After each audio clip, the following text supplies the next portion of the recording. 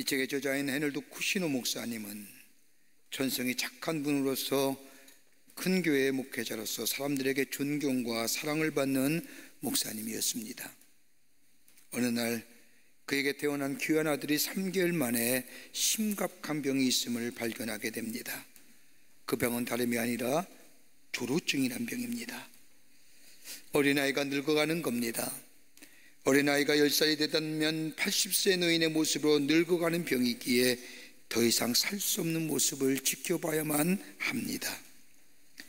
불치병에 걸려 죽는다면 잃어버렸다는 아픔을 가지고 살아가지만은 아들이 하루하루 늙어 가져가는, 죽어가는 그 모습을 본 이 부모의 마음은 정말로 견딜 수가 없습니다.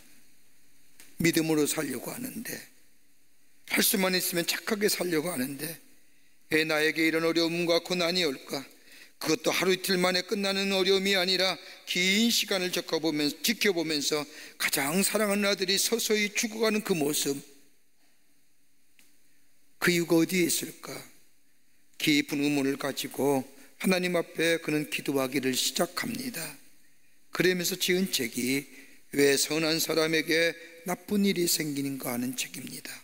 그 책에 보면 그는 결론적으로 이렇게 이야기합니다. 인생의 모든 고난은 나 저만 당하는 것이 아니다. 누구나 다 고난 당하고 어려움 가지고 산다는 겁니다. 또 하나의 그가 발견한 결론은 이 땅에 우연히 일어나는 것은 없다는 겁니다. 나는 받아들이지 않지만은, 나는 용납되지 않지만은, 이해가 되지 않지만은, 그러나 그 고난 가운데는 분명히 하나님의 뜻과 계획이 있음을 나는 믿는다는 겁니다. 또 하나 그가 맺은 결론은 길을 막으신 하나님은 다른 길을 열어주신다는 겁니다. 하나님은 슬픔과 기쁨을 병행해 주시는데 이러한 일을 통하여 더욱더 하나님을 의지하며 하나님이 기뻐하시는 성숙한 인격의 소유자로 만들어 가신다는 겁니다. 이 땅에 사는 사람들 기쁨으로만 사는 사람 없고, 이 땅에 사는 사람들 또한 슬픔으로만 사는 사람은 없다고 그는 생각합니다. 기쁨과 슬픔을 함께 경험하면서 하나님이 기뻐하시는 성숙한 인격의 삶으로 만들어 가신다는 것. 그리고 또 하나 있다고 한다면, 하나님은 한 땅의 문을 닫으실 때에는 분명히 하늘의 문을 열어 놓으신다는 겁니다. 한 가지의 문을 닫으시면 다른 문을 열고 우리를 인도해 주시는 분이 하나님이시라는 겁니다. 여러분, 우리가 우리 인생의 여정을 살아가면서 우리가 이해하지 못하는 고난과 어려움이 이번만은 것은 아닐 것인데, 내가 선택하지도 않았지만 우리에게 갑자기 달라붙은 이 시련과 이 고난을 당하면서 왜 내게 이런 어려움이 있을까?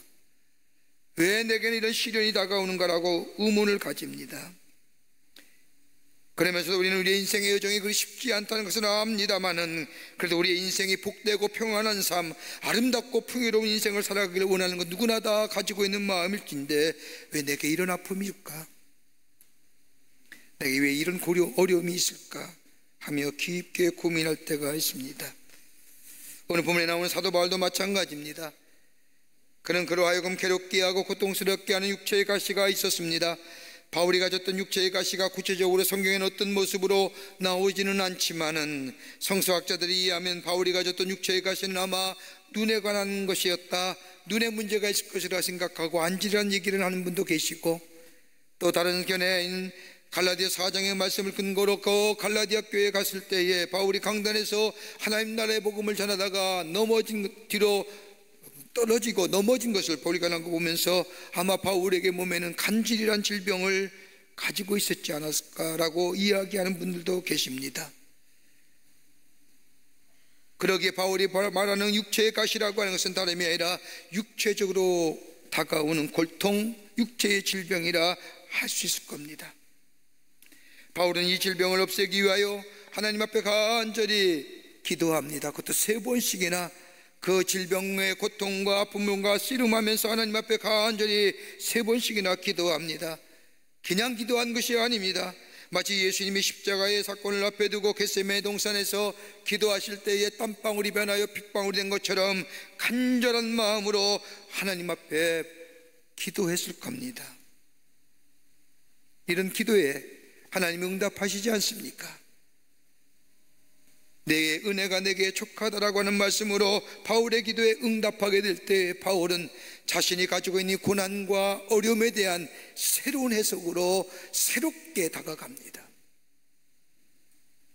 그러면서 고백한 것이 나의 다 된 것은 하나님의 은혜입니다. 여러분, 우리의 인생의 삶, 고난과 고통 없는 사람 없을 겁니다.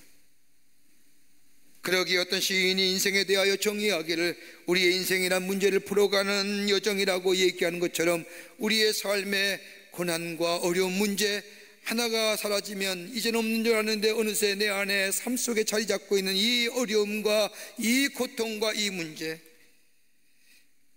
어떤 이들은 견디다 못해 원망하지요. 불평합니다. 원망과 불평이 지나칠 때에 불신앙의 자리에 앉게 되지요. 그런데 바울은 그 고난과 어려움을 어떻게 해석하고 어떻게 은혜로 받아들였을까요?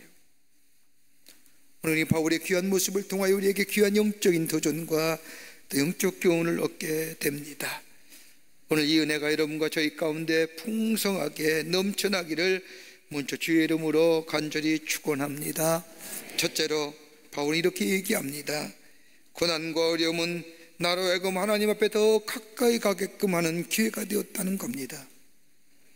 하나님을 더 가까이 할 수 있는 기회라는 겁니다. 오늘 12장 8절의 말씀을 보십시오. 바울이 고백하기를 이것이 내게서 떠나기 위하여 내가 3번 주께 간구하였더니 라고 얘기합니다. 여기서 말은 3번이라는 말은 횟수보다도 3번이라는 것은 히브리 민족에게 있어서의 완전수를 뜻합니다. 정말로 바울이 하나님께 간절한 마음으로 3번이나 기도했던 것은 이 고난이, 이 어려움이 내게서 정말로 떠나가기를 간절한 마음으로 기도했다는 겁니다. 생명 걸고 기도했다는 겁니다. 그냥 입술의 기도가 아닙니다. 여러분, 우리가 잘 알듯이 바울은 기도의 사람이었습니다. 소아시로 복음을 전하기 위하여 모든 것을 준비하고 그리고 떠나가기 며칠 전 기도하던 중에 마게도냐 사람이 서로 흔들면서 우리를 와서 도우라고 하는 환상을 보고 그동안 준비했던 것을 다 내려놓고 그리고 저 마게도냐가 복음을 전했던 기도의 사람입니다. 바울이 처음으로 예수를 만났을 때에, 부활의 주님을 만났을 때에 빛난 광채를 인하여 눈이 멀어져 다메섹 성 안에 있는 저 선지자인 아나니아로 찾아가 기도받을 때에 눈에 비늘 같은 것이 떨어지면서 보게 되었다고 하는 말씀처럼 기도에 놀라운 체험이 있던 사람 또한 바울입니다. 그가 하나님 나라의 복음을 전하면서 기도할 때에 기도를 통하여 병든 사람이 나음을 입었고 죽은 사람이 살아날 뿐만 아니라 절망 가운데 있는 사람이 소망을 잊고 힘있게 살아났던 것을 보았고 체험했던 사람, 이 놀라운 경험, 능력을 가진 사람이 바울입니다. 그러게 바울은 데살로니가전서 5장 17절 말씀에 쉬지 말라 기도하라고 하신 이 말씀은 다름이 아니라 자신의 삶이 어려움이 있거나 역경이 있거나 어려움이 힘든 일이 있을 때마다 간절한 마음으로 하나님 앞에 나아가 기도의 자리에 있을 때에 기도를 인하여 하나님의 놀라운 은혜를 경험하며 하나님 앞에 더 나아갈 수 있었던 사람이기에 바울은 기도하라는 겁니다. 그러기에 육체의 자신의 질병이 찔가신 위하여 하나님 앞에 간절한 마음으로 기도했다는 겁니다. 바울이 말하는 여기서 가시라고 하는 것은 헬라어로 스컬러프라고 하는 말인데 이 말은 끝이 뾰족한 막대기, 그러기에 끝이 뾰족한 막대기로 자신을 마구 찌른다는 겁니다. 여러분, 단순히 육체의 고통일 뿐일까요? 육체의 질병을 인하여 마음의 상심, 영혼의 상함이 어떻습니까? 여러분, 육체의 질병을 앓을 때 육체의 질병만 않습니까? 우리의 마음은 아프지 않습니까? 바울이 그랬다는 겁니다. 육체의 질병뿐 아니라 그 질병을 인하여 자신의 마음속에, 자신의 영적인 삶 속에 얼마나 힘이 들고 고통스러웠는지요. 하나님의 말씀을 전할 때마다 사람들에게 조롱받지 않습니까? 너나 잘해라, 너 하나 기도하여 하나님 앞에 네 질병 하나 고침을 받지 못한 사람이 어떻게 다른 사람을 향하여 얘기하며 하나님 나라의 복음을 전하나, 너만 저 구원받아라, 그런 얘기 안 들었을까요? 하나님 앞에 무엇을 잘못했기에 그렇게 기도했음에도 불구하고 응답받지 못하느냐, 사람들로부터 조롱거리, 그게 더 시선이, 그게 더 고통스러웠을 겁니다. 그러게 하나님 앞에 절박한 마음 가지고 기도하는 겁니다. 이 절박한 기도 속에 하나님 응답하시지요. 그 응답 속에 바울이 깨달은 것입니다. 비록 질병에서 나음을 입은 건 아니지만은 하나님께로 받은 응답은 다름이 아니라 이 육체의 가시로 인하여 나에게 이런 고난과 어려움은 계속 머물러 있지만은 이 고통 이후에 대하여 하나님께로부터 응답받았다는 겁니다. 그러기에 이 기도 속에서 이 고통과 고난을 이길 수 있는 능력과 지혜를 함께 받게 되었다고 고백합니다.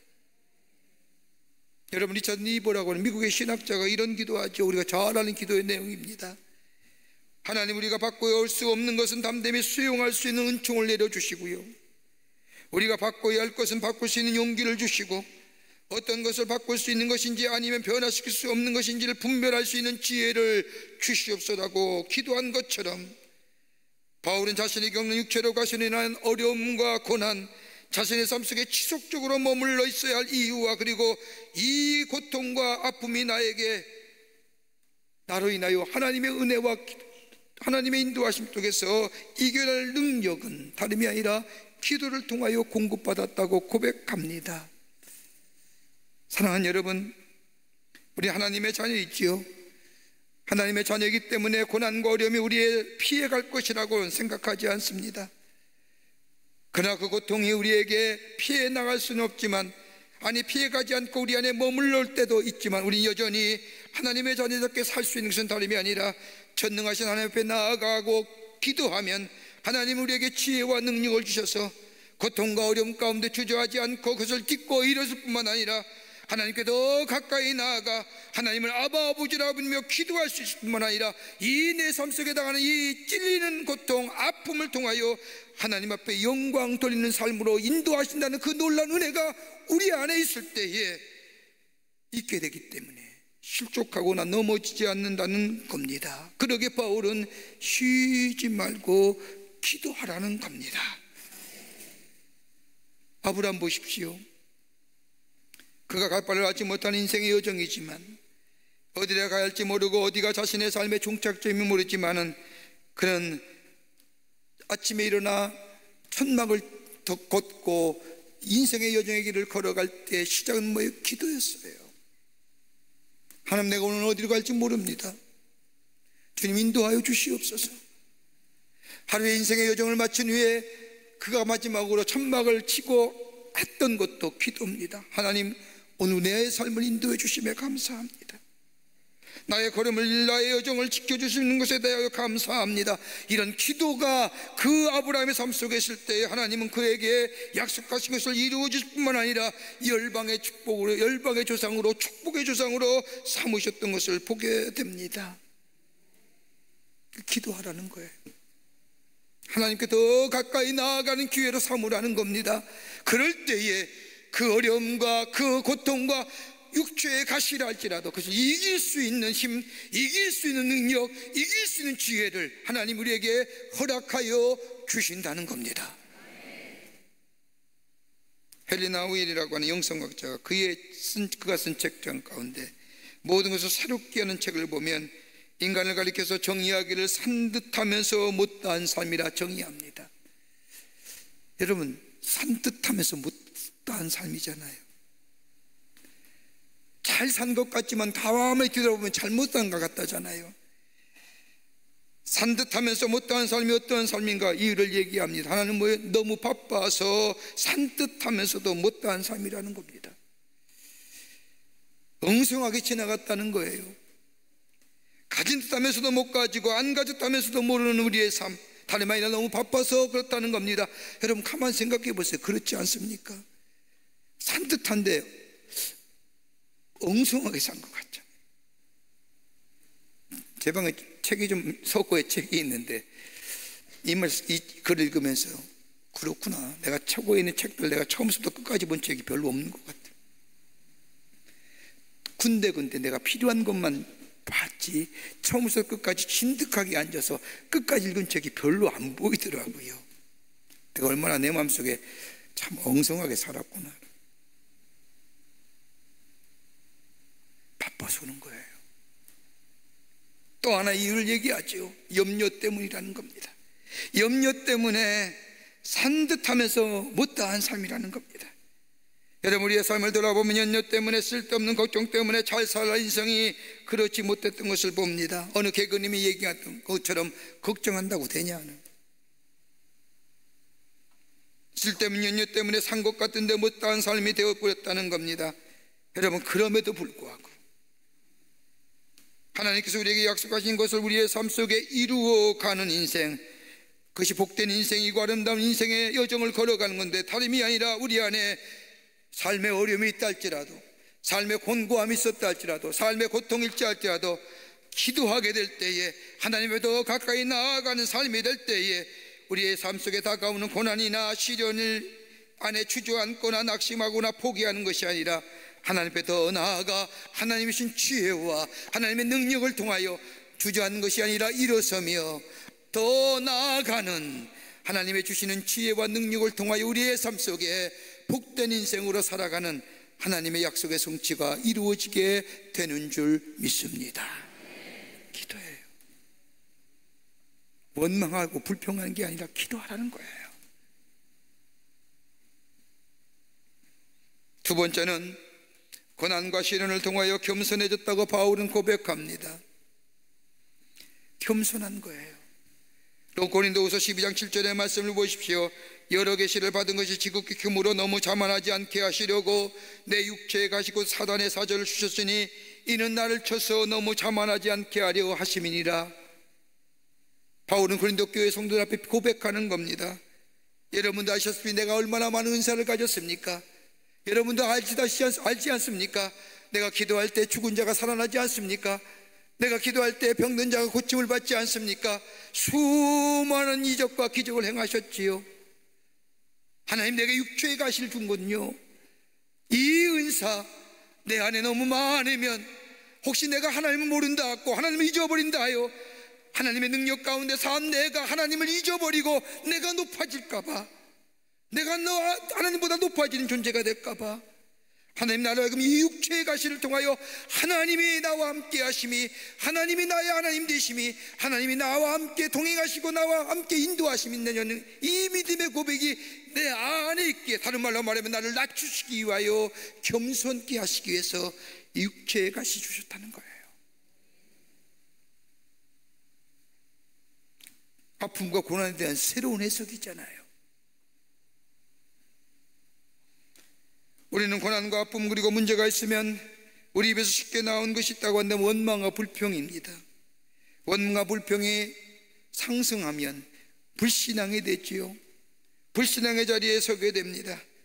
바울 자신이 가지고 있는 육체의 가시를 새롭게 해석하는 데는 내가 가지고 있는 이 육체의 가시로 다름 아닌 나를 겸손케 하고 나를 낮아지게 하며 더욱더 하나님을 의지하게 되며 나의 삶을 좀 더 복되고 더 귀하게 사용하시길 원한 하나님의 뜻이라고 해석하는 겁니다.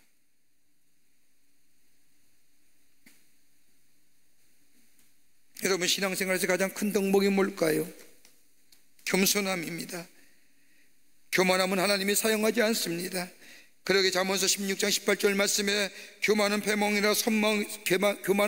선몽이라고 말씀하신 것은, 교만함은 하나님께서 사용하실 수 없을 뿐만 아니라 하나님의 사람으로 살아갈 수 없기 때문입니다. 그 대표적인 예가 누굴까요? 사울왕입니다. 이스라엘 있어서의 전쟁은 하나님께 속한 영역입니다. 이스라엘 백성이 아무리 용감하고 좋은 무기를 가졌다 할지라도 하나님의 허락하신 전쟁이야만이 승리할 수 있습니다. 사울왕이 그랬거든요. 하나님의 도우심으로 승승장구합니다. 하나님이 함께 하심이 인하여 블레셋을 물리치고 이스라엘 영토가 점점점 확장되어 갑니다. 그런데 이 사실을 안 사울은 전쟁에 승리할 제때마다 하나님 앞에 제단을 쌓고 감사합니다. 그런데 시일이 지난 후에 전쟁의 승리가 지속되자 사울은 마치 자신의 능력으로 승리한 것처럼 하나님의 말씀에 불순종하기 시작합니다. 그러면서 세워진 게 뭐예요? 자신의 기념비입니다. 여러분, 자신의 기념비는요, 내가 세우는 거 아니에요. 남들이 세워줘야지 되는 거예요. 자신을 위한 기념비는요, 죽어서 세우는 거예요. 산 사람이 세우는 것은 일찍 죽으라는 거예요. 하나님의 영이 거두어 가잖아요. 사울에서 하나님의 영을 거두어 가자 사울이 어디 내려가요? 신접한 여인에게 내려가 머리를 조아리며 내 미래가 어떻게 되겠냐고 묻지 않습니까? 이렇게 얘기하면 잘 이해가 안 될 것 같아서 목사가 무당에게 내려가서 엎드려 절하면서 내 미래가 어떻게 될 겁니까? 이 얘기하는 거예요.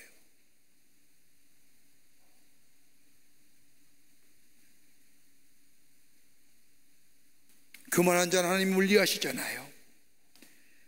바울은 보통 사람의 체험할 수 없는 놀랍고도 신비한 일들을 경험했지 않습니까?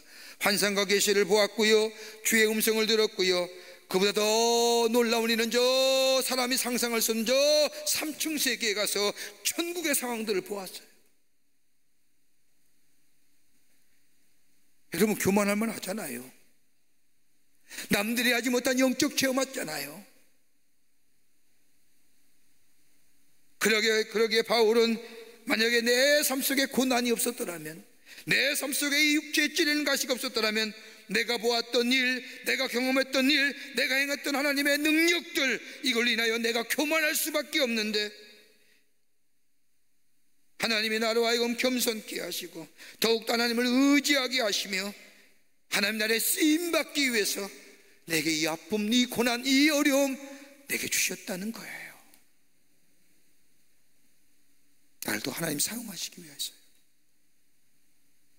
하나님도 붙잡고 살기 위해서.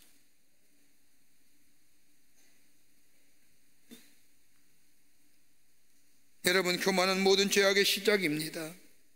역사가인 토인비가 얘기하기를, 그의 책인 역사 연구란 책에서 이야기하기를, 그리스건 로마건 다 수천 년 수백 년의 영광을 누릴 줄 알았는데 그 잘 나가던 나라들이 하루아침에 무너지는 것은 그 무너짐의 역사를 자세히 연구해 보니 천재지변이나 아니고 외부의 침략도 아니고 교만과 안일함 때문이었다.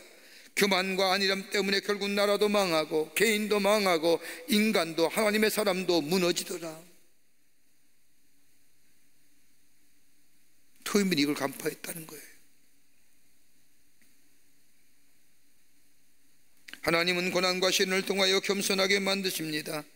낮추실 뿐 아니라 하나님의 은혜가 아니면 살아갈 수 없음을 고백하게 됩니다. 여러분, 고난과 시련이 없었더라면 우리가 겸손해질 수 있었을까요? 하나님 앞에 이렇게 우리가 나와 예배할 수 있었을까요? 절망 앞에 몸부림치며 절망 앞에 내가 할 수 있는 것이 아무것도 없었다고, 할 수 있는 것이 없다라고 깨달은 자만이 하나님 앞에 나와 예배하며 찬송하며 기도하며 하나님의 사람으로 온전하고 성숙한 인격으로 나아가는 건 아닐까요?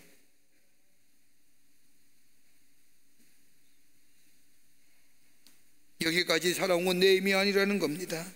하나님의 은혜였습니다.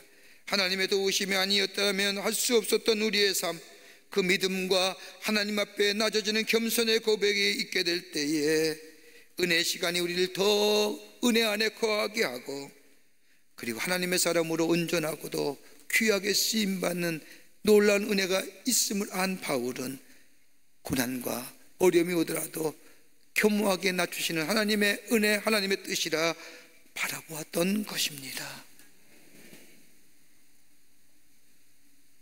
그러기에 바울이 12장 9절 말씀에 이렇게 고백하지 않습니까? 나에게 이르시기를 내 은혜가 내게 족하다, 이는 내 능력이 약한 데서 온전하여 짐이라 하심지라. 교만한 마음에는 하나님의 은혜에 대한 감사의 고백이 없습니다. 모든 것이 자신의 의지와 노력으로 이루어졌다고 믿기에 자신에 대한 긍지가 있습니다.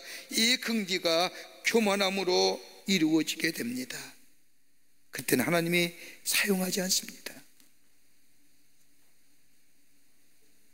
나를 새롭게 만드신 하나님 은혜, 고난과 시련을 통하여 나를 낮추시고 나를 더 하나님의 은혜 안에 거하여 더 하나님의 역사에 쓰임받는 존재로 삼으시기 위한 하나님의 뜻임을 발견하며,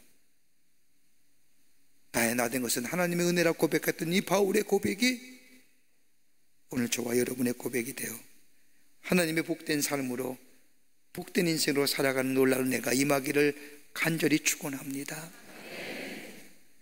끝으로 살아계신 하나님을 증거하게 되었다는 고백입니다. 고난과 시련을 통하여 하나님을 증거하는 삶이 되었다는 겁니다. 고린도후서 12장 10절 말씀을 보십시오. 그러므로 내가 그리스도를 위하여 약한 것들과 능력과 궁핍과 박해와 곤고를 기뻐하노니 이는 내가 약한 그때의 강함이니라. 여러분, 바울은 자신이 가지고 있는 육체의 가시를 통하여 자신감을 잃어버린지도 모릅니다.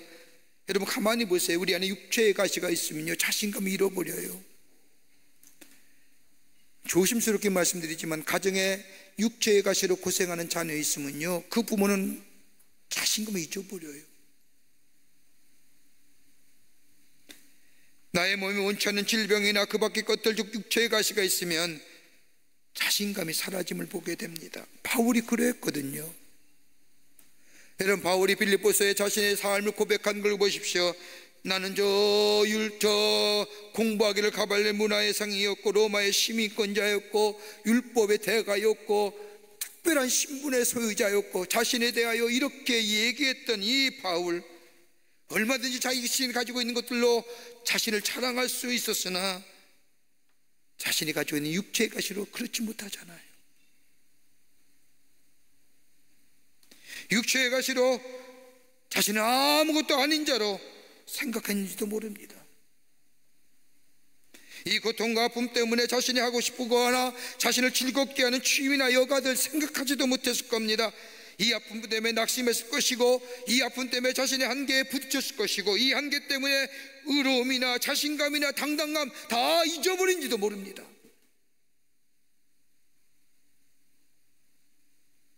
그러기에 바울은 육체의 가시로 인하여 하나님을, 자신이 가졌던 이 한계를 알았기에 하나님을 더 많이 의지했습니다. 하나님을 더 많이 불렀습니다. 하나님 앞에 더 한 걸음 한 걸음 나아갈 수 있었다는 겁니다.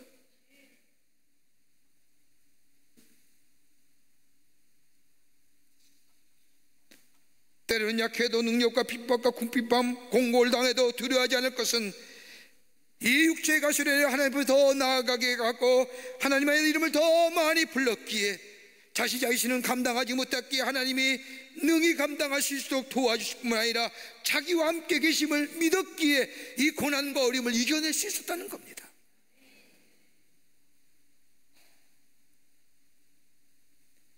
자기가 드러나는 것이 아니라 자기를 통해 역사하신 하나님이 내 삶을 통해 드러나게 된 것은 나의 연약함 때문에, 나의 아픔 때문에 하나님을 의지하게 되었고, 하나님 내 삶을 인도해 가신 것을 사람들에게 더 많이 증거할 수 있는 기회가 되었다는 고백입니다. 쟤 왜 그래? 어떻게 제가 이뤄낼 수 있었어? 쟤는 어떻게 저렇게 힘있게 살아? 왜요? 하나님 앞에 나아가 하나님 앞에 붙잡고 기도했더니 하나님이 내게 그 일을 이길 수 있는 능력과 힘과 지혜를 주셨기에 내 안에 역사하신 하나님을 증거하게 됐다는 거예요. 미국 오클라호마의 조그만 시골에 한 소년이 살고 있었습니다. 목사님의 손자였습니다. 어려서부터 할아버지와 더불어 부모님과 더불어 신앙생활하고 자랐습니다. 그런데 아버지로부터 한 번도 칭찬을 받지 못한, 들어보지 못한 삶을 삽니다. 그러게 그에게는 사랑에 대한 갈급함이 있었습니다. 인정받고 싶은 마음이 있었습니다. 이런 마음의 욕구가 청소년기에 들어가면서 사랑을 갈구하다가 그만 동성을 사랑하게 됩니다. 동성애자가 된 겁니다.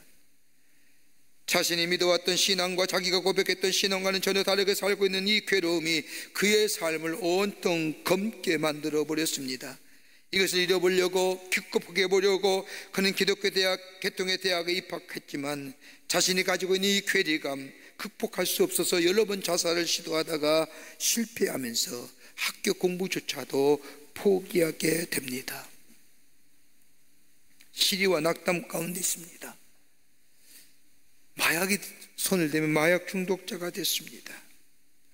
그런 가운데 자기를 위해 기도한 한 친구의 전화를 받게 됩니다. 그 친구 수학이 너머에 들어온 친구의 음성에, 친구야, 내가 너를 위해 기도할 때에 기도의 응답을 주셨는데 하나님께서 너에게 음악을 주신다고 하네.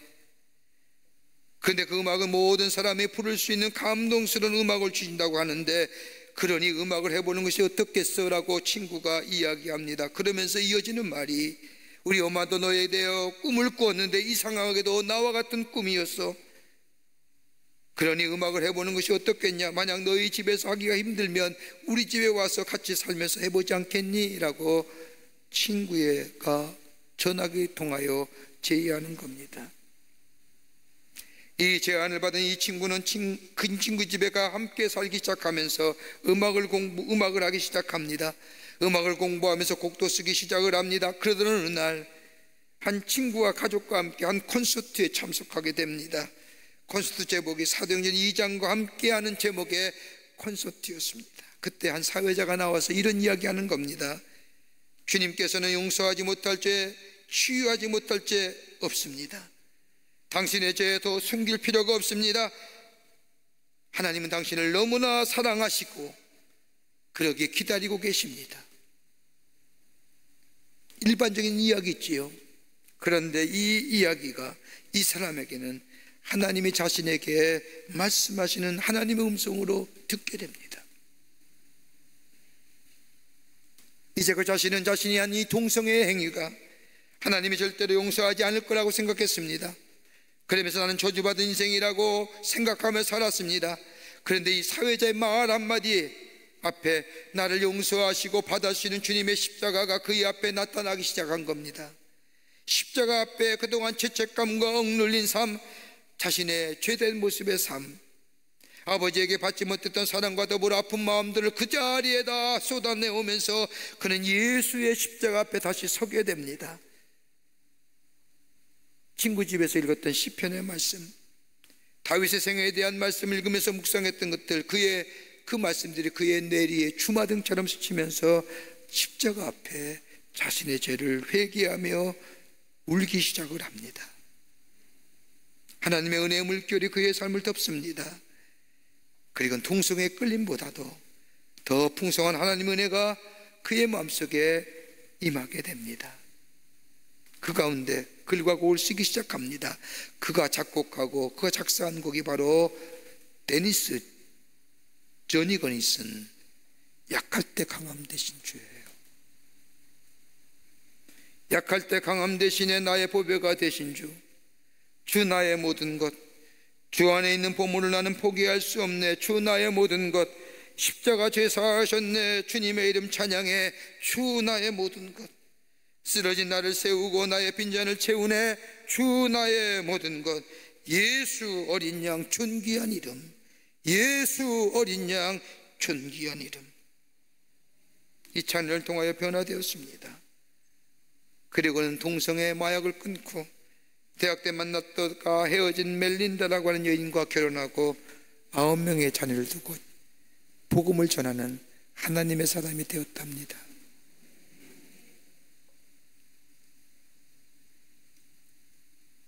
여러분, 고난과 고통은요 우리의 삶을 불행으로 만들어요.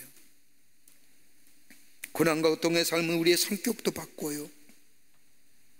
고난과 고통의 삶은 우리의 습관도 바꾸고요. 그 고난과 아픔의 자국 때문에 괴로워한 분들이 얼마나 많은지요. 그런데 사도 바울은 오늘 우리에게 이렇게 얘기하는 거예요. 그러냐? 기도의 자리에 들어가. 하나님 더 가까이 하나님께 나아가. 그러면 하나님이 그 고난과 어려움 가운데 깊은 웅덩이와 수렁에 빠지지 않게 하시고 그를 일어서게 하시고 건져내셔서 우리의 삶의 여정을 하나님의 인도하심 받는 복된 삶으로 걸어가게 하실 거예요. 그건 나를 낮추시는 기회야. 그것마저 없었으면 우리가 얼마나 교만한지 아니? 그리고 그 일을 통하여 하나님이 내 안에 역사하신 그 하나님을 증거케 하시는 하나님의 계획이에요. 이 고백이 우리 안에 있을 때 우리가 당하는 고난과 고통은 그저 무의미한 고통과 고문은 어려움은 아닐 겁니다. 하나님 앞에 기도의 자리에 나가 주의 손 붙잡고 고난과 어려움을 극복하고 하나님이시는 놀라운 은혜와 역사를 경험하며 증거하는, 하나님의 살아계심을 증거하는 여러분과 저 되시기를 주의 이름으로 축원합니다.